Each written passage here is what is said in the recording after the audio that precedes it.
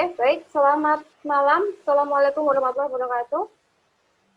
Waalaikumsalam warahmatullahi wabarakatuh. Waalaikumsalam warahmatullahi wabarakatuh. Baik, saya akan memulai untuk perkuliahan kita hari ini. Saya sudah mengirimkan link untuk presensi. Silakan teman-teman isi dulu. Mumpung ada sinyal. Nanti kalau terakhir, Bu, saya udah keluar, linknya gimana? Nggak ada. Ya, silakan presensi dulu dan nanti tidak akan saya berikan setelah selesai perkuliahan Zoom ini. Nah, saya akan menyampaikan dulu beberapa aturan untuk perkuliahan saya. Yang pertama, tolong teman-teman selalu update, selalu membaca dengan cermat informasi yang ada di grup. Jadi kalau ada kuliah itu misalnya minggu ini gabungan, bisa jadi minggu depan enggak. Ya, jadi tolong tetap update di grup. Kalau untuk pertanian lebih banyak saya per kelas, tapi kalau untuk akademik saya kombinasi. Kemudian saya tidak mewajibkan teman-teman untuk menyalakan video. Mungkin kalau di kuliahan yang lain ada yang mewajibkan ya, kalau saya enggak. Silakan Anda mau kuliah yang cewek pakai daster, yang cowok pakai sarungan, pakai singletan, silahkan ya. Senyaman mungkin, seenak mungkin. Saya enggak mewajibkan kalian harus berpakaian rapi, enggak. Ya, silakan. Nanti akan ketahuan sendiri kok siapa yang pay attention, siapa yang enggak. Jadi saya tidak usah ngopiak-ngopiak bagian itu, ya. Kemudian perkuliahan yang saya lakukan lewat Zoom ini sifatnya tidak wajib. Maksudnya kalau memang tidak bisa mengikuti, tidak usah dipaksakan. Nggak apa-apa, nggak ikut. Nanti perkuliahan ini akan saya upload di YouTube maksimal 2 hari setelah perkuliahan selesai. Jadi silakan diikuti di sana. Kalau lagi mood, saya akan upload juga di podcast. Cuman kalau Discord, saya enggak sih lah. Nanti lah kalau Discord. Sudah cukup kayaknya. Jadi kalau Discord, pertimbangan saya paling yang tahu Discord anak-anak gamers kan. Kalau yang cewek-cewek kayaknya juga yang tahu Discord. Itu. Kemudian penggunaan absen untuk presensi. Tolong link presensi ini jangan di-copy di grup WhatsApp. Ya, jadi keep aja di Zoom. Nah, nanti saya nggak akan membedakan nilainya. Oh, nanti nilainya yang nonton lewat YouTube dikurangi sekian. Enggak, cuma membedakan absennya aja. Ya, enggak ngurangi nilai, enggak. Gitu. Tenang aja. Nah, kemudian yang wajib di perkuliahan saya adalah punya buku. Mungkin bisa ngaku dulu siapa yang nggak punya buku untuk saat ini? Saya, Bu. Sarah, Faisal, siapa lagi? Kanan. Saya belum punya, Bu. Mulyono? Sudah belum. Rina, ada lagi? Naim, Bu. Naim. Kira-kira minggu depan udah ada buku belum? Udah, Bu. Bawah, Bu. Nungguin flash sale, Bu, 99. Astaga. Nggak ngefek kali di buku, paling hemat ongkir. 20.000 minta flash sale. Mau minta Rp1 kali. Ya.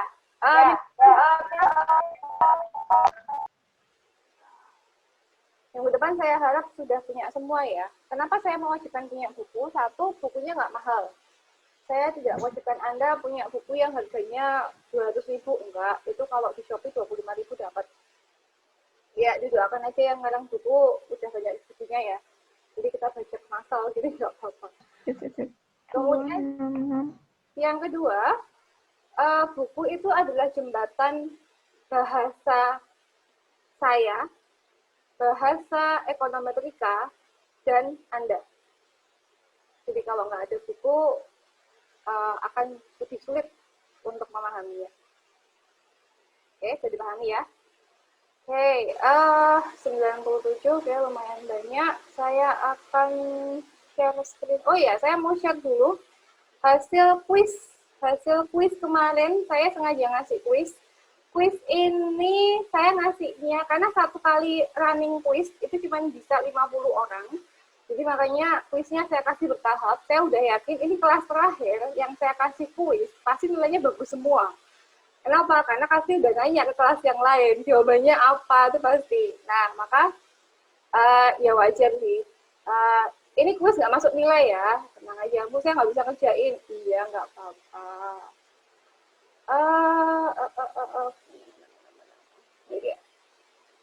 Oke, ini yang kelas pertama. Kelas pertama tuh K berapa ya? Itu tuh kelas berapa? K3. Aku juga heran ya. Do, kamu di mana, Do? Kamu keren banget, Do. Ranking 1, luar biasa. Ya, ini 10 besar kelas K3. Bahkan Kusnada dikalahkan sama Edo, luar biasa. Sangat. Ya. Nggak tahu ini beneran kerjain atau keberuntungan ya. Edo mana itu? Do, ada sinyal nggak? Ikut nggak? Oke, kelas. Beruntung katanya. Oh, beruntung. Itu kalian berdua itu. Bertiga. Berasa nobar ya, luar biasa. Nggak usah ketawa.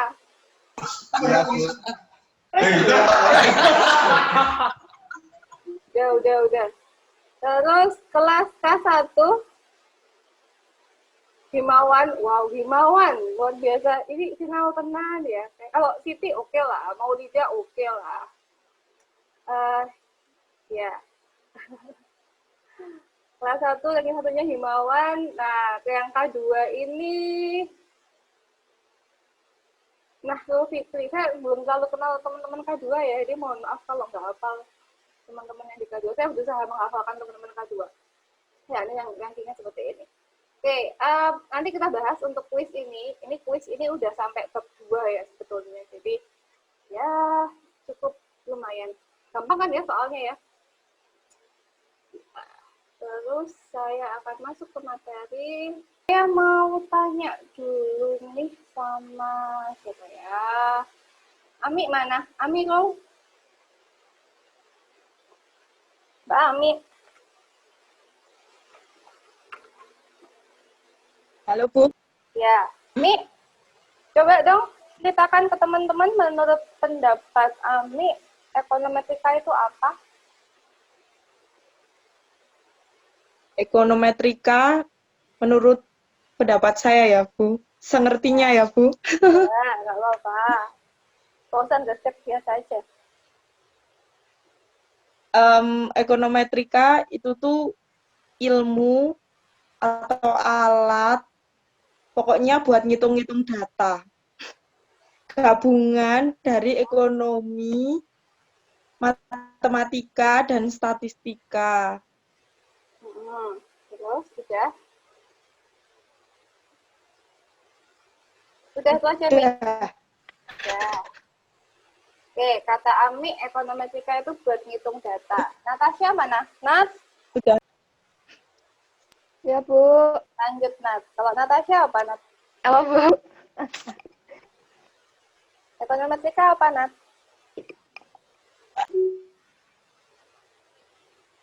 Gak ada suara, Bu. Ekonometrika apa, Nat? Sinyal, Bu. Nggak usah alasan, tak coret jadi E+ kamu. Oke, terus dia hilang. Alasan banget. K2 siapa ya? Terus saya tuh nggak hafal K2. K2 siapa ya? Miftahur Rahman. Kelihatan namanya di atas. Mas Miftah. Menurut Mas Miftah, ekonometrika itu apa? Kan udah nih, udah kemarin, udah baca buku juga. Kalau menurut saya, pandangan saya itu ekonomi itu nanti hitung-hitung, Bu. Terus nanti bakal ketemu kayak data.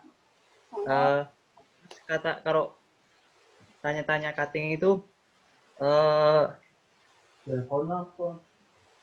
apa ya?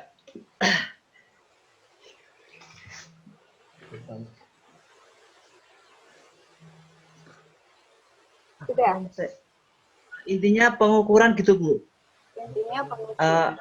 Alat buat pengukuran di data-data ekonomi. Alat untuk pengukuran. Iya. Ini ya, alat untuk mengukur gitu ya. Oke. Ada yang berani menyatakan pendapatnya? Sepemahamannya? Salah, nggak masalah. Silakan. Siapa itu yang open mic? Silakan. Ada yang Menurut saya, Bu, Ecomed itu alat analisis. ini siapa nih? Iya. Nah, Bu. Oh iya. Karena apa? Alat analisis. Iya, Bu. Oke, udah itu aja. Yang nggak ada yang tambah-tambahan lain gitu? Oh ya, tambahin Bu. Apa? Analisis untuk mengambil sebuah keputusan biar akurat. Hmm, untuk mengambil keputusan gitu ya. Oke. Terima kasih Mbak dan teman-teman yang sudah menyuarakan pendapatnya. Jadi kurang lebih iya, Ecomed itu ngitung data. Mungkin kalau menghitung enggak ya, tapi kita bermain dengan data ya. Ekonometrika itu ngukur apa? Ngukur volume, enggak kan? Ngukur berat jenis, enggak. Ngukur apa? Yang nanti akan kita ukur itu bentuknya sangat abstrak. Ya, kita nggak melihat itu ada bentuknya, tapi bisa kita ukur, bisa. Yang ketiga, ini gabungan jawabannya Mbak Hana sama Alia, alat analisis untuk mengambil keputusan. Ya, pada endingnya kita akan melakukan pengambilan keputusan atau kebijakan. Nah, kalau seperti ini berarti komponen yang kita dapatkan dalam ekonometrika, satu jelas kita butuh yang namanya data. Data, dan data. Tanpa data, ekonometrika nggak bisa ngapa-ngapain. Nah, karena kita bicara data, maka kalau Anda masih ingat atau mungkin sempat dijelaskan di statistika, maka ekonometrika ini ada di ranahnya parametrik. Which is, unsurnya parametrik apa? Non-parametrik. Nah, kita ada di ranah parametrik. Aduh. Nah, apakah cuma ngitung-ngitung data aja? Enggak. Silakan dibuka halaman. Yang punya buku, silakan dibuka halaman 5. Silakan dibuka halaman 5, gambar 1.3.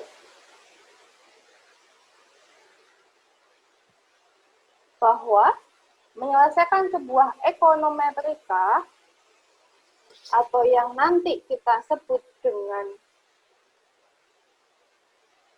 model,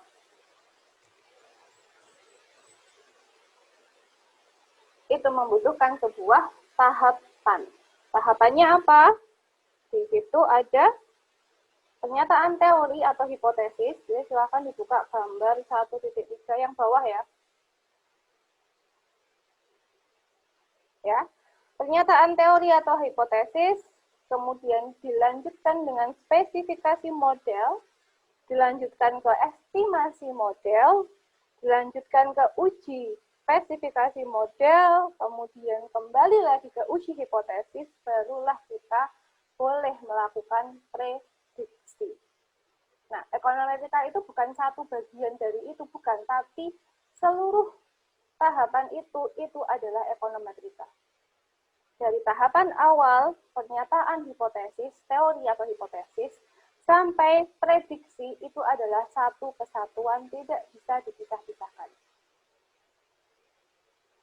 Ya. Nah, sebetulnya agak berat saya ngajar ekonometrika kalau kalian statistikanya nggak kuat. Nanti kalau misal banget saya udah agak kemana-mana, kok kalian, Bu, statistikanya boleh diulang, bilang ya, jangan diem aja. Kalau Anda diam, saya anggap kalian paham. Ya, saya tahu sejarahnya statistikanya kalian kayak apa, jadi saya akan bergerak, ini direkam ya, kalau aku potong aja bagian ini bahaya ya.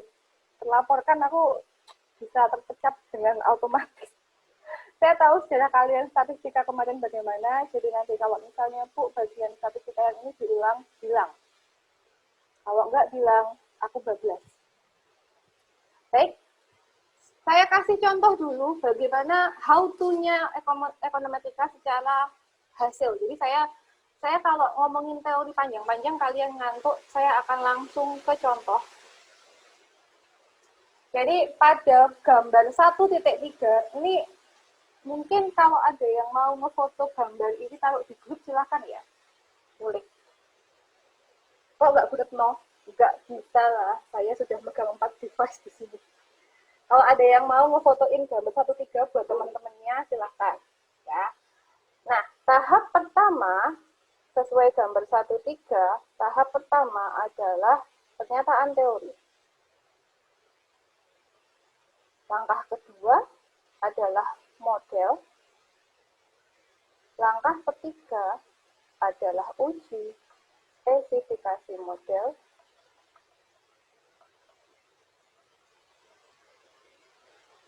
Di mana ini, tahap ini dan ini sudah masuk teman kita yang bernama data. Kemudian tahapan keempat adalah uji hipotesis.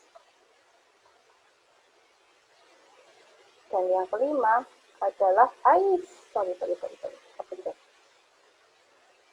Lima adalah uji prediksi.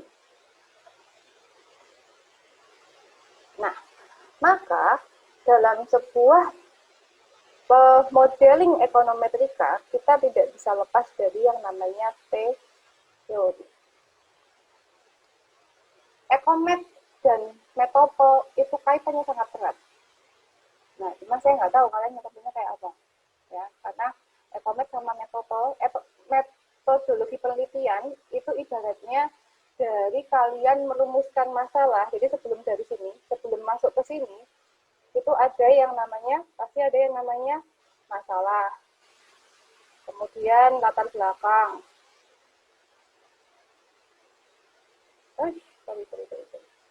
latar belakang, itu kan? Kemudian ada tinjauan teori. Nah, kalau yang ininya sudah, barulah kita masuk ke ekonometrika. Nah, ini bagian ini kalau kalian ngerjakan bab 1 sampai 3, ini metode. Bab 4 sampai 5, kalau skripsi ya, ini ekonometrika. Oke. Nah, maka bagian pertama, kalian tentukan dulu teori dasarnya.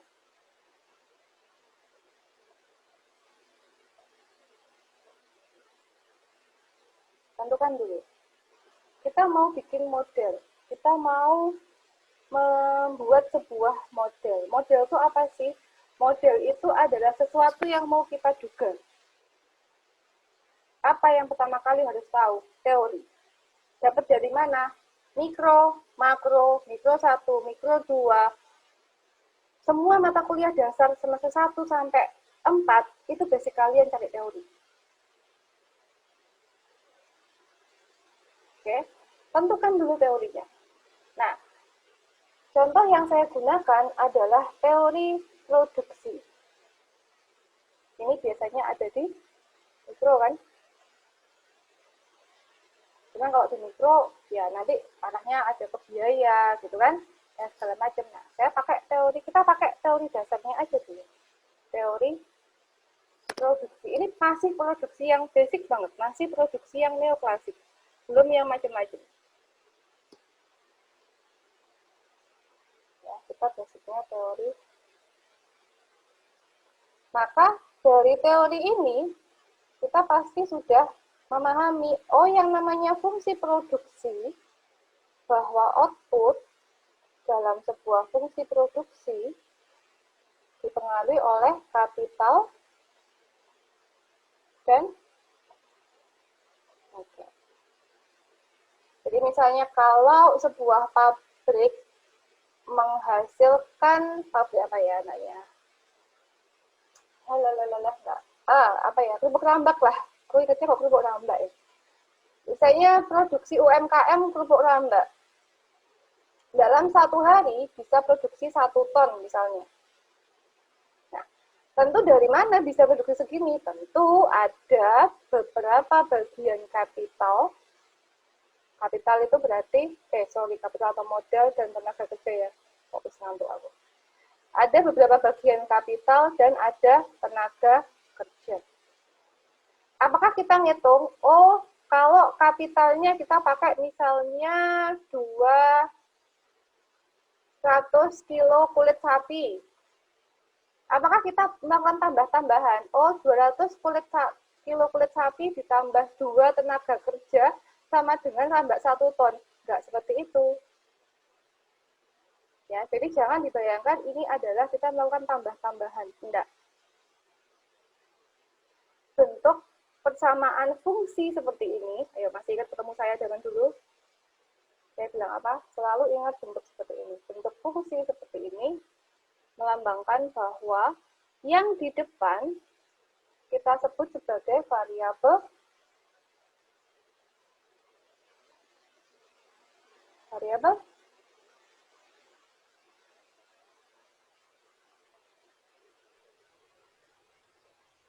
yang di belakang variabel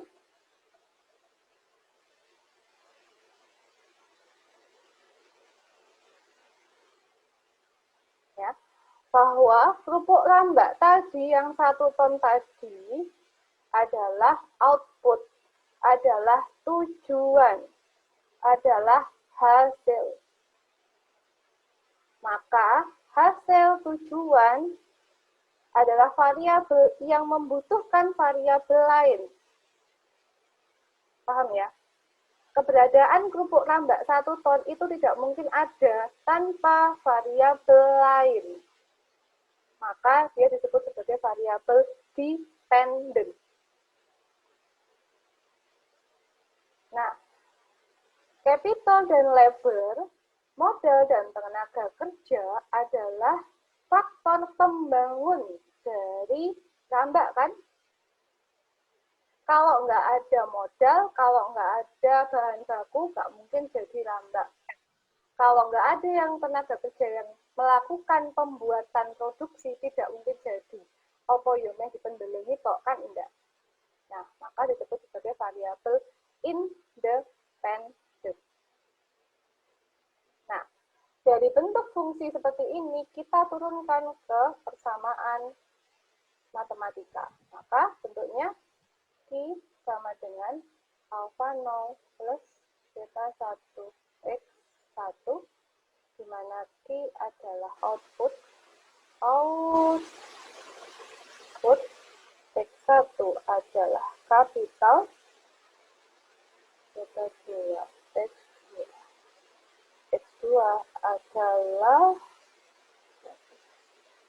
kita punya persamaan matematika. Nah, sekarang apakah produksi kerupuk rambak itu tadi hanya dibentuk oleh bahan baku dan tenaga kerja saja? Jadi bayangkan nggak? Mungkin nggak? Nggak ada tempatnya, nggak ada alatnya, nggak ada wajan, nggak ada bahan bakar. Mungkin nggak? Nah, mungkin kan? Selalu ada faktor-faktor lain yang mempengaruhi variabel dependent. Jadi X di sini tidak mungkin cuma ada 2. Unlimited. Maka kita akan menyatakan variabel lain dengan E. E di belakang ini adalah error atau residual. Apa fungsinya? E akan mewakili variabel lain yang tidak ditulis di sini. E akan mewakili variabel lain di luar model.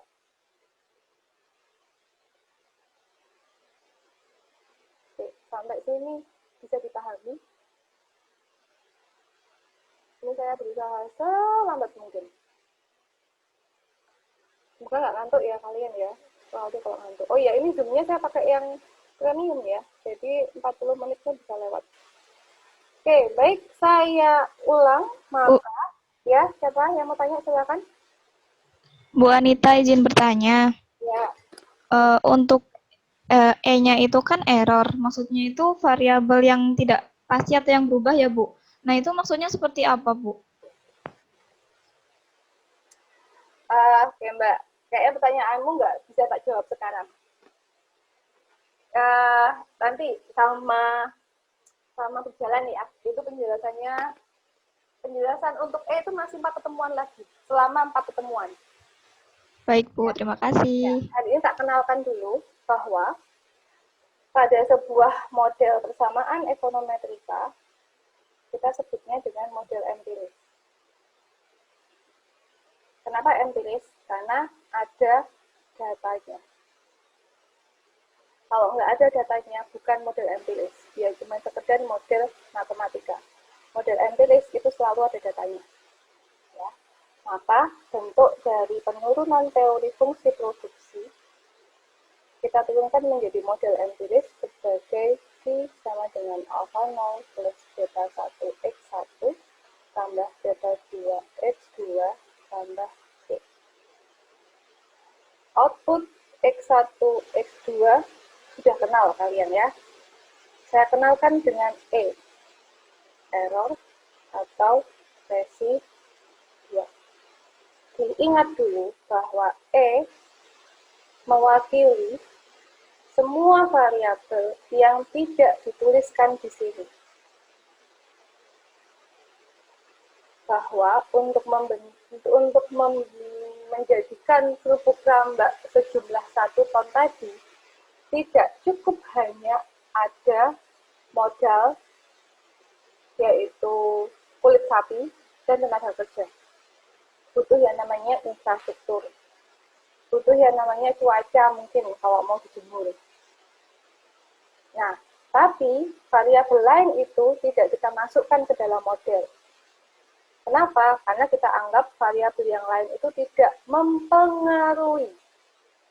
Kita hanya menganggap bahwa yang mempengaruhi secara signifikan adalah kapital dan labor.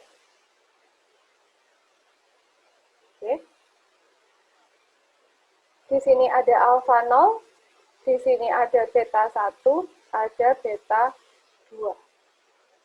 Kalau Anda masih ingat, alpha 0 atau beta 0 atau apapun di depan yang tidak punya embel-embel variabel, lihat ya, X1 variabel, X2 variabel, alpha 0 sendirian kan?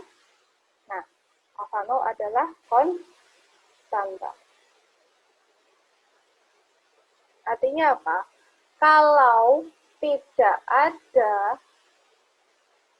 variabel X dan X2, maka outputnya akan tetap.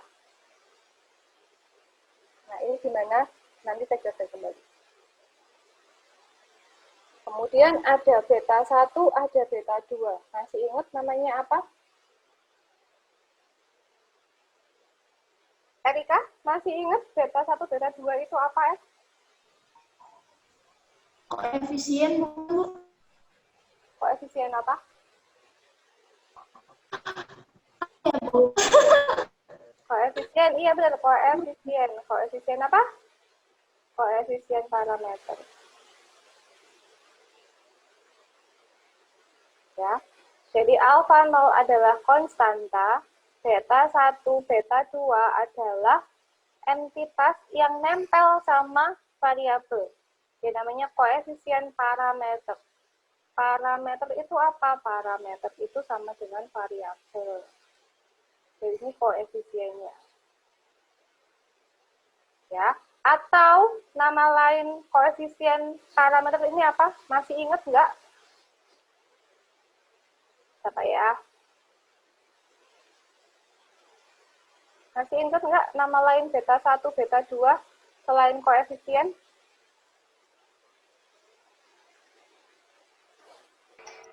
Serbu. Ya, Apa, Mas? Belum Slope. Ya, mungkin. ya, betul. Masih ingat berarti. Nama lainnya adalah slope. Kok bisa slope? Silakan diingat-ingat persamaan linear di matematika 1. Ya, karena bentuk ini adalah bentuk persamaan linear. Koefisien parameter yang di sini ini adalah slope-nya atau kemiringan. Tapi ingat, kita nggak akan hitung gradien di sini ya. Nggak ke sana arahnya. Nah, saya lanjut. Contohnya seperti ini. Ini yang nanti akan Anda kerjakan untuk skripsi. Contohnya seperti ini.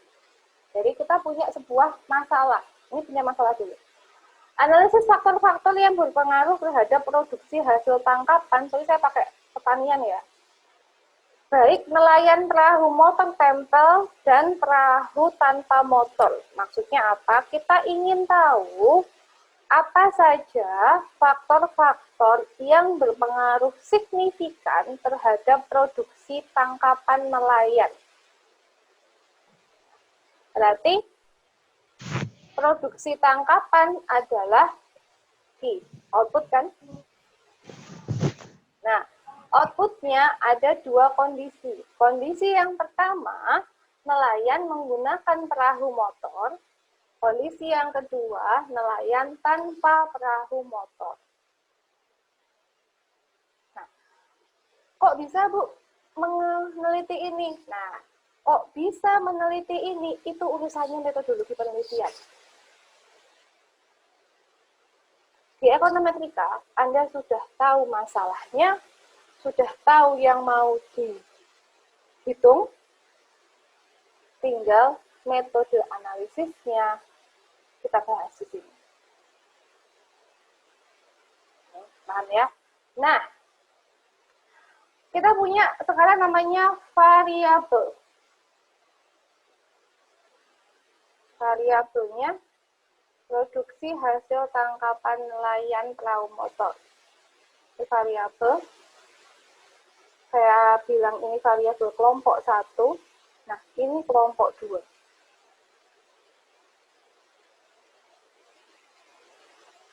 Ya. Ingat, kita punya teorinya FKL. Output adalah fungsi dari kapital dan level tenaga kerja. Nah, dalam sebuah model ekonometrika, Anda nggak boleh menggunakan variabel yang langsung. Saya ini output tadi, tambah 1 ton. Hasil produksi. Ini kapital, modal. Misalnya modal uang. Ini jumlah tenaga kerja. Nah, Anda nggak boleh hanya langsung membuat model yang sama persis dengan teori. Itu nggak boleh. Maka yang boleh bagaimana? Kita tentukan yang namanya proksi. Proksi atau pendekatan. Sama-sama output. Outputnya apa? Hasil tangkapan. Sama-sama K dan L. K modal. Apa aja modalnya? Bensin, minyak tanah, modal. Lama melaut, berarti modal sosial, dia pengalaman. Jumlah alat tangkap, modal juga. Kekuatan mesin, modal juga. Umur nelayan, masuk modal sosial. Pengalaman, masuk modal sosial. Tenaga kerjanya di mana? Tenaga kerjanya pakai proksi pendidikan, lama sekolah nelayan.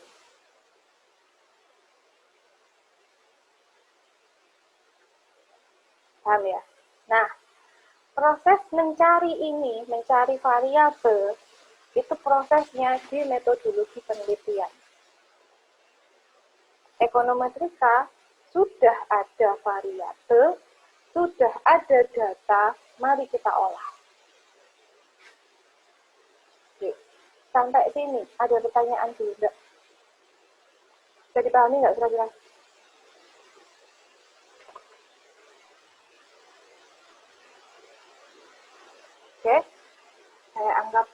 hitam karena diem. Nah, maka dari variabel-variabel yang kita sudah kumpulkan ini, kita bentuk model ekonometrikanya atau model empirisnya. Maka Q, H, E, N, T sama dengan alfa 0 plus beta 1 volume bensin plus beta 2 volume minyak tanah plus beta 3 lama melaut, beta 4 suku jumlah alat tangkap, ditambah beta 5 ukuran mesin, power mesin, ditambah beta 6 pemurnilaian, ditambah beta 7 pengalaman sebagai nelayan, ditambah beta 8 pendidikan, ditambah beta 9 tanggungan keluarga, plus E.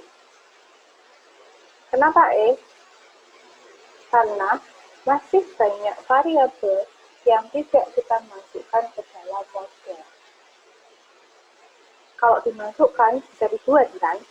Nah, kita menjaga variabel lain di luar ini, variabel kita tuh ini variabel independent.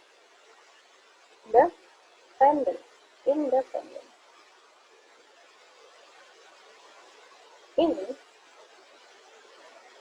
kita duga ya, berarti apa? Hipotesis.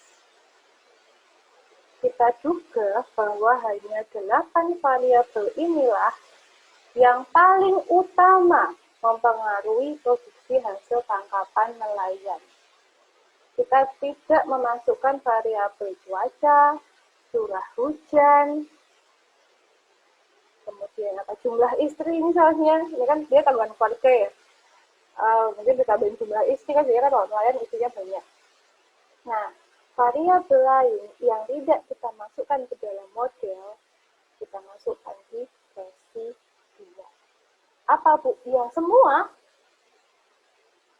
kita ingin yang nanti akan berpengaruh adalah variabel utamanya, bukan residualnya.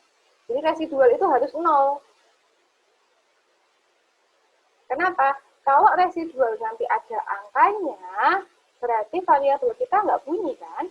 Nah, padahal kita ingin yang kita duga, yaitu 8 variabel, itu yang betul-betul punya dampak ke variabel dependent. Nah, maka ekonometrika akan selalu bicara tentang fungsi regresi.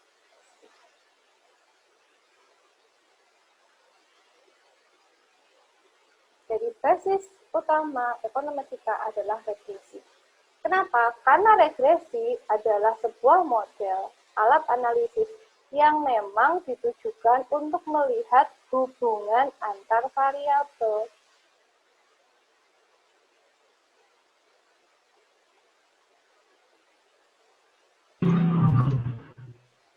Kalau korelasi apa, Bu? Korelasi juga hubungan, tapi hanya sebatas bisa tahu dia ada atau tidak. Ada hubungan atau enggak, kuat atau lemah, sudah. Tapi regresi kita akan tahu berapa elastisitas. Berapa kuat lemahnya hubungan itu secara elastisitasnya. Elastis enggak? Maka kalau kita punya persamaan seperti ini, kita akan tahu, oh ternyata nanti kita akan tahu nilai berapa sih besaran koefisien parameter beta 1, beta 2, beta 3, sampai beta 8. Kita akan tahu masing-masing berapa koefisiennya. Nah, bisa kita bandingkan, oh ternyata variabel yang paling kuat mempengaruhi output adalah apa-apa. Dari mana? Dari elastisitasnya yang paling tinggi. Oke. Sampai sini ada yang mau ditanyakan? Ini kalau di buku saya membahas bab 1 dan bab 2. Apa yang di 1 ya? Oh, baru bab 1 nih. Ini baru bab 1 ya? Nanti bab 2 itu udah masuk teknisnya jadi banget. Kita minggu depan. Oke, sampai sini ada yang mau tanyakan? Silakan. Bu, saya Desti mau izin bertanya. Silakan Mbak Desti. Itu kan tadi maksudnya kan alfa 0 ditambah variabel-variabelnya toh, Bu. Nah, itu alfa 0 itu contohnya apa, Bu? Itu kan contohnya apa, Bu? Yang kan kalau yang variabel kan contohnya kayak bensin dan lain-lain. Nah, kalau alfa 0 itu apa? Ya. Terima kasih. Sama-sama. Oke, sebelum saya jawab, nanti sampai rumah kalian. Bukan dari rumah, Bu. Nanti kalau udah selesai kuliah saya, coba buka bukunya Bintang Kalang ya. Oke, masih ingat tidak bentuk persamaan linear? Ini sama dengan alfa 0 plus beta 1 x 1 gitu ya. Kalau kita punya, jangan tidak, saya tak ulang-ulang, jangan. Kita punya Y sama dengan alfa 0 plus beta 1 x 1. Ini adalah menggunakan persamaan apa ini? Linear. Kenapa linear? Buka buku matematika ya.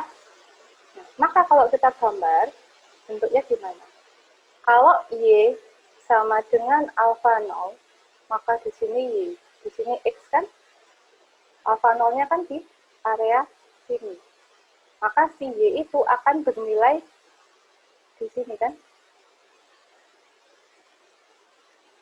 Nah, hubungan Y sama X kan bisa kita gambar.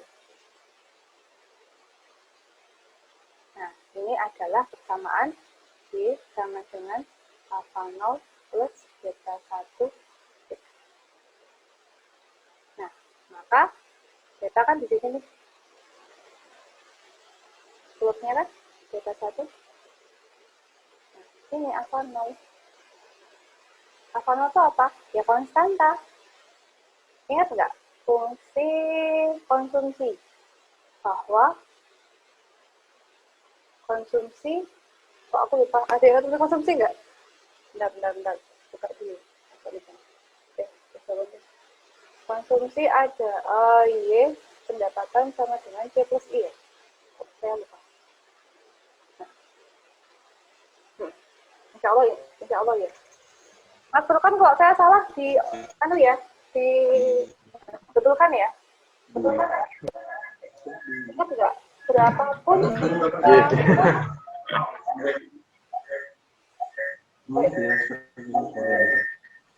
ini mau ngomong apa kepencet mic-nya?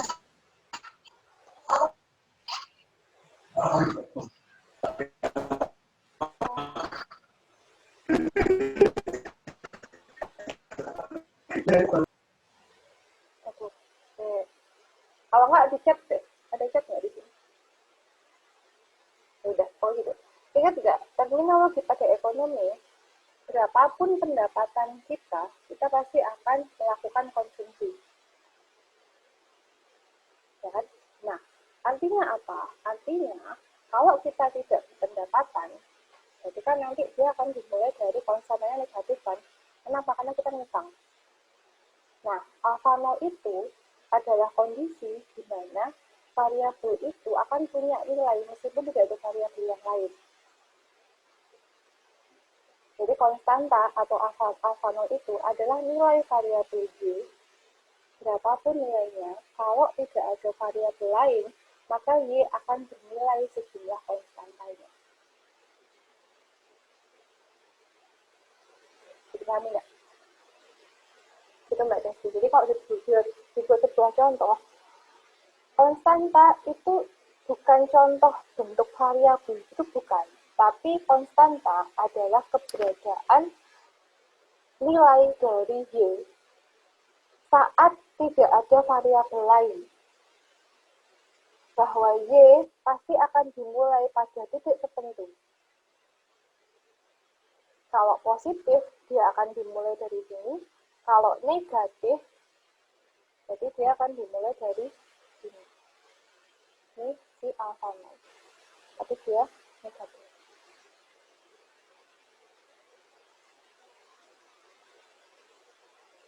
Oke, coba diingat-ingat persamaan linear ya. Zaman kuliah semester 1, matematika 1. Baik, Bu. Terima kasih, Bu Retno. Yuk. Baik, saya lanjut dulu. Ini hanya mengulang tentang metode ekonometrika. Ya. Jadi, sudah saya ceritakan tadi bahwa membentuk sebuah model itu awalnya adalah dari teori. Tinggal teori apa yang kalian gunakan. Kalau kita membahas tentang permintaan lokasi objek wisata misalnya, permintaan turisme, ya gunakan teori permintaan. Kalau kita mau bicara tentang tenaga kerja, ya gunakan teori tenaga kerja. Jadi model itu pertama adalah dari teori. Nah, kalau udah ada teori, ada model, kita bentuk sebagai kesamaan empirisnya. Dengan ditambahi dengan D. Kalau hanya seperti ini masih persamaan matematika. Masih deterministik. Alias apa? Tetap. Bahwa misalnya Anda punya angka 5 sama dengan 2 P3 ditambah 2 kali 1 deterministik. Tapi kalau ekonometrika, dia sifatnya adalah stokastik. Saya minta Anda kan kemarin apa itu stokastik? Stokastik itu adalah random. Kenapa random? Karena kita nggak tahu itu apa. Di ekonometrika, Anda nggak bisa bilang 5 sama dengan 3 ditambah 2 kali 1. Nggak bisa. Kenapa? Karena 2 di sini, ini yang kita cari. Koefisien parameter inilah yang kita cari dalam ekonometrika. Tujuannya itu hari ini. Kita melakukan sebuah analisis yang sangat panjang untuk mencari berapa sih besaran ini. Berapa sih elastisitasnya.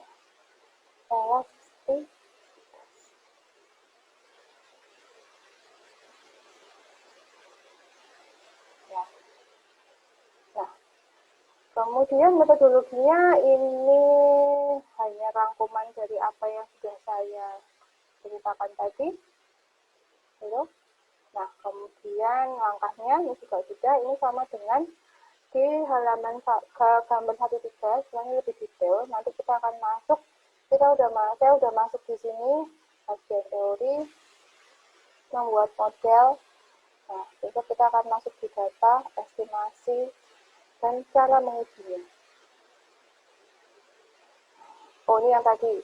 Konsumsi adalah fungsi pendapatan. Oh ya, balik ya. Berarti C sama dengan Y plus I.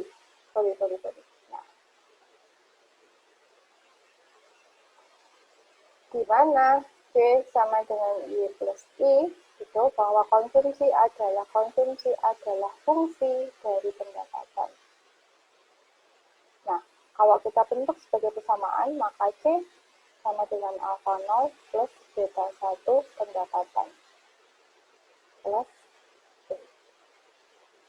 Bu, kenapa ada E? Karena konsumsi seseorang tidak mungkin hanya dipengaruhi oleh pendapatan.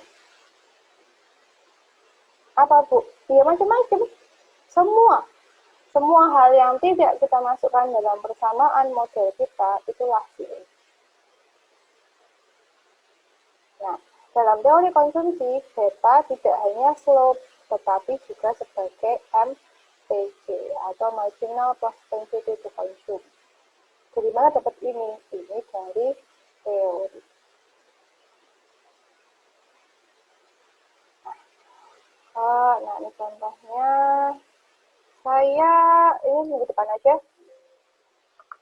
Saya masuk ke data.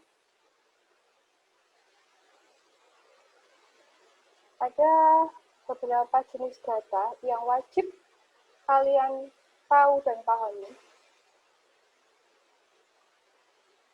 Ini akan saya ulang-ulang terus. Saya kenalkan dulu. Oke. Kita akan sekarang ke jenis data. Mana sih?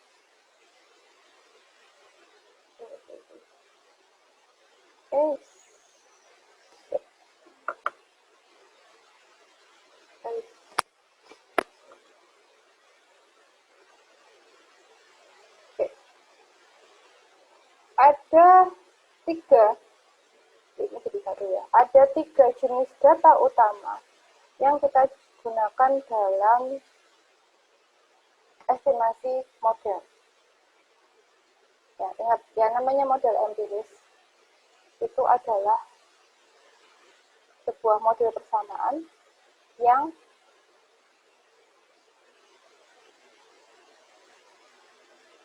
disertai dengan data. Y, ini ada datanya. X juga ada datanya. Kalau tidak ada data di sini, maka kita tidak bisa mengukur elastisitasnya. Nah, data sendiri ada tiga tipe. Satu, time series. Dua, cross section. Tiga, panel. Ya, satu-satu. Time series. Sesuai namanya, time series data atau data runtut waktu adalah data yang kita ambil dalam ranah waktu yang berurutan. Kalau kita menggunakan data time series, maka misal kita punya data dari 2010 sampai 2020, maka kita harus punya data 2011, 2012, 2013, sampai 2020 secara urut dan lengkap. Kalau nggak lengkap, bukan time series namanya. Karena time series itu adalah data runtut waktu. Dia urut. Dia berurutan. Nah, time series itu contohnya ya, semua hal yang punya data panjang, mungkin yang lagi ngerjain jurnal ya, Anda ngambil data GDP, Anda ngambil data PDRB gitu dari tahun 2002 sampai tahun 2020, misalnya kalau udah keluar di BPS dari 2002. Nah, itu time series. Ya, jadi kita punya data sekarang, kita punya data T-1, T-2, T-N. Kalau sekarang itu tahun 2020, maka T-1-nya 2019, T-2-nya 2018, dan seterusnya. Nah, dalam ranah data time series, nanti Anda akan saya kenalkan dengan lag. Apa itu lag? Nanti saya lebih jelas, cuman kenalan dulu aja. Lag adalah kelambanan.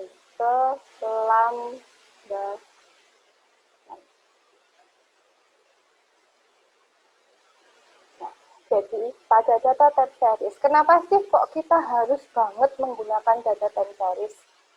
20 tahun, 30 tahun, kalau sampai 40 tahun, berarti kan datanya dari tahun 1970-an kan? Nah, kalau kita menggunakan data time series, maka tujuan kita ke depan adalah kita akan melakukan namanya peramalan atau forecasting. Nah, peramalan ini membutuhkan data historis yang panjang. Maka kita gunakan namanya time series. Nah, lag atau kelambanan adalah jarak tempuhnya. 2018 ke 2019 itu lag 1. 19 ke 20 berarti lag 1.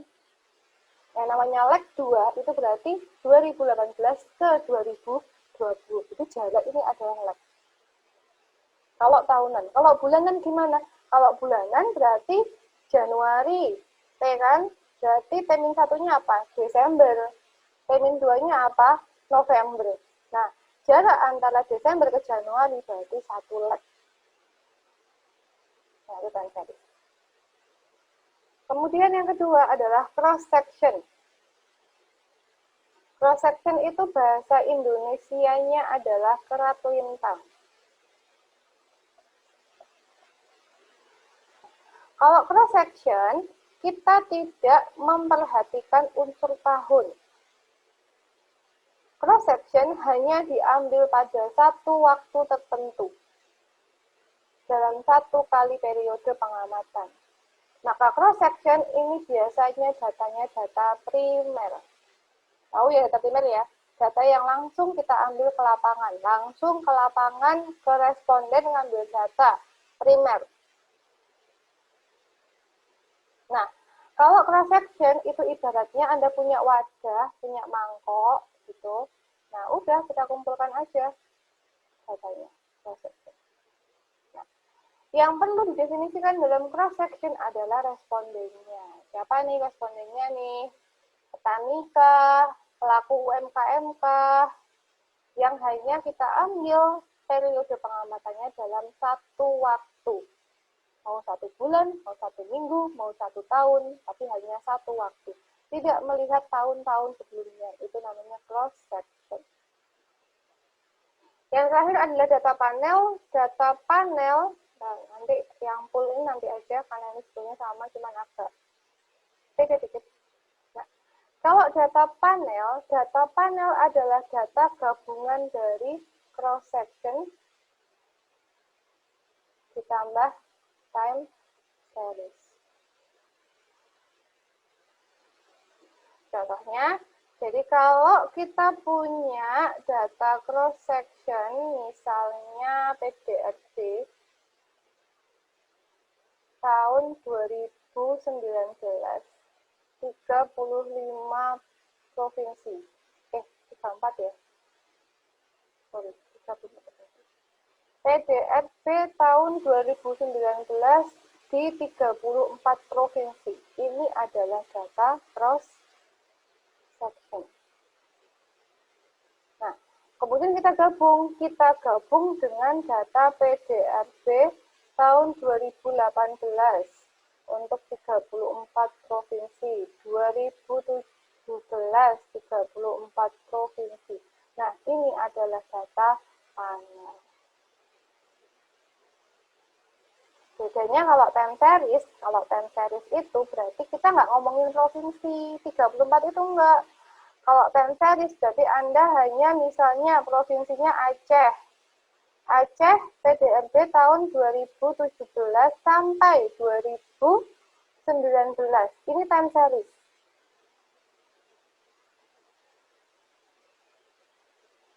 Kemudian PDRB 2019 34 provinsi, 1 tahun, tapi banyak objek cross section.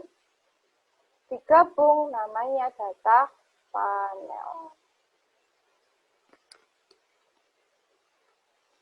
Oke, sampai sini ada pertanyaan? Bingung ya, ini tuh ada sedikit salah kaprah yang sudah mendarah daging. Kalau kita bilang cari jurnal, gitu kan, cari jurnal itu berarti sama dengan cari artikel sebetulnya. Jadi jangan bingung ya, yaitu udah salah kaprah yang saya pun juga sudah terlalu kebiasaan ngomong jurnal. Padahal yang namanya jurnal itu kan satu gelondong edisi kan, satu buku itu namanya jurnal. Kalau ini namanya artikel. Cuman sudah sangat biasa untuk di kalangan kita untuk ngomong cari jurnal ya minimal 10. Itu bukan berarti Anda ngulik jurnal, tapi nyari artikel. Artikel yang terbit di jurnal. Ya, paham ya bedanya ya? Jadi pahamilah kesalahkaprahan itu.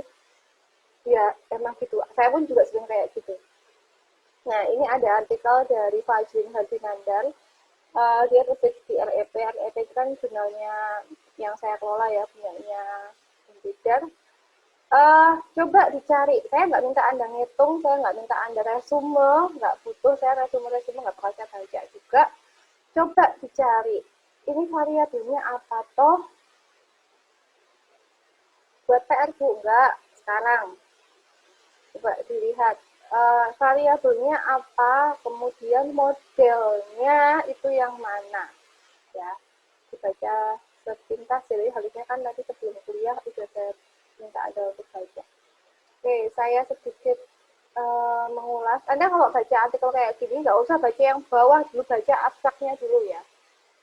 Baca abstraknya dulu. Nah, dia bilang di sini bahwa dia mau lihat, dia itu mau lihat determinant of poverty rate. Jadi kan dia mau lihat kemiskinan di Papua.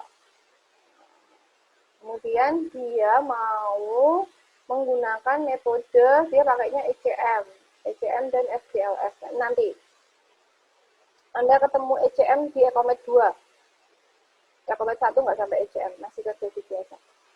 Nah, ini alat. Jadi Anda kalau baca menggunakan pendekatan metode regresi data panel, regresi kan, ekonometrika. Jadi semua yang berbau regresi itu pasti ekonometrika. Kenapa? Karena dia kuantitatif, karena dia parametrik. Nah, ada yang kuliah regional kan? Kalau kuliah regional itu kan alat yang dipakai kan ada kayak LQ, SafeShare, kemudian LQ aja ada banyak, SafeShare tuh ada Mark 1, ya itulah. Pokoknya ada indeks Williamson kayak gitu, ada RCA ya kan. Nah, itu metode deterministik. Kenapa? Karena kalian ngitung LQ, ada rumusnya, ketemunya LQ sekian. Nah, itu adalah metode deterministik. Ada datanya? Ada. Ada ngitungnya? Ada. Tapi dihitungnya langsung. Paham ya bedanya ya? Kalau ekonometrika, kita nggak langsung ngitung tambah-tambahan kayak gitu, enggak. Kita mengestimasi. Itu bedanya. Yang kita estimasi apa? Elastisitas. Kita akan mencari nilai koefisien parameter. Nah, kalau metode deterministik kayak regional, Anda punya data, kemudian dihitung. Itu namanya deterministik. Ya. Nah,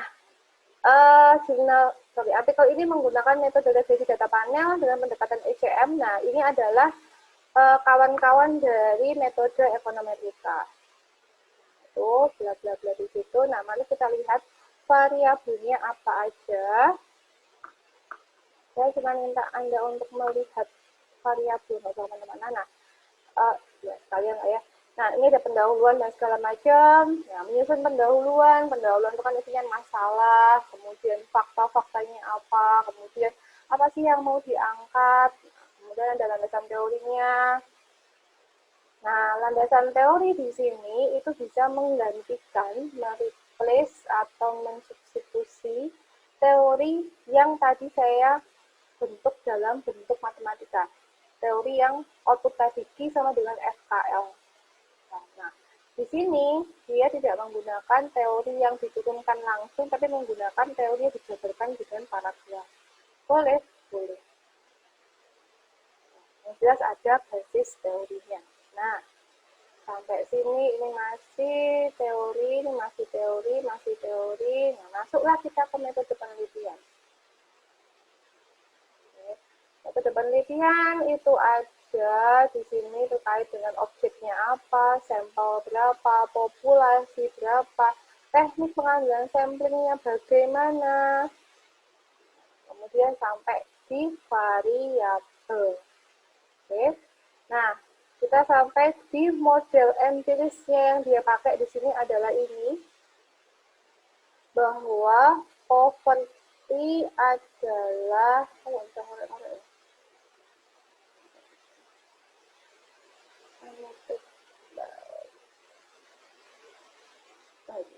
bahwa di sini nah, bahwa model empirisnya adalah ini, poverty di sini berarti adalah variabel Y gitu, atau variabel di dependen. Kemudian label, tenaga kerja, etik pendidikan, PDRB ini adalah variabel X atau variabel in the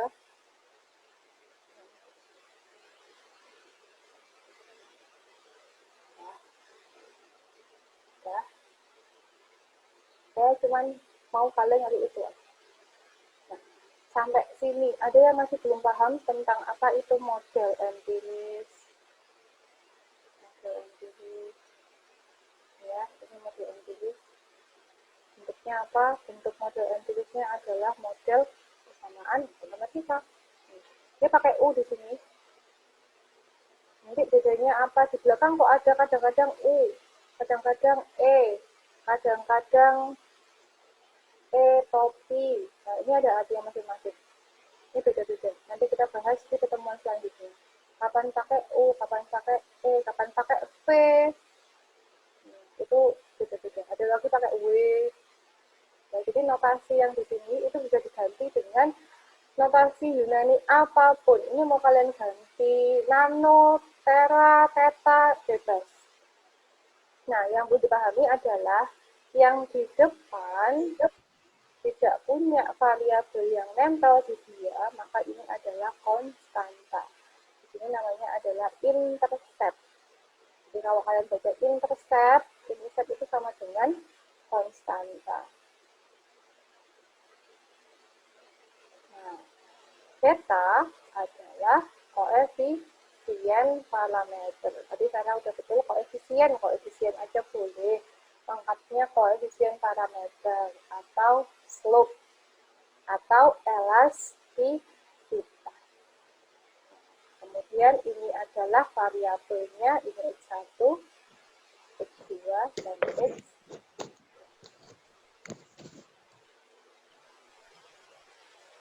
Oke. Sampai sini ada pertanyaan tidak?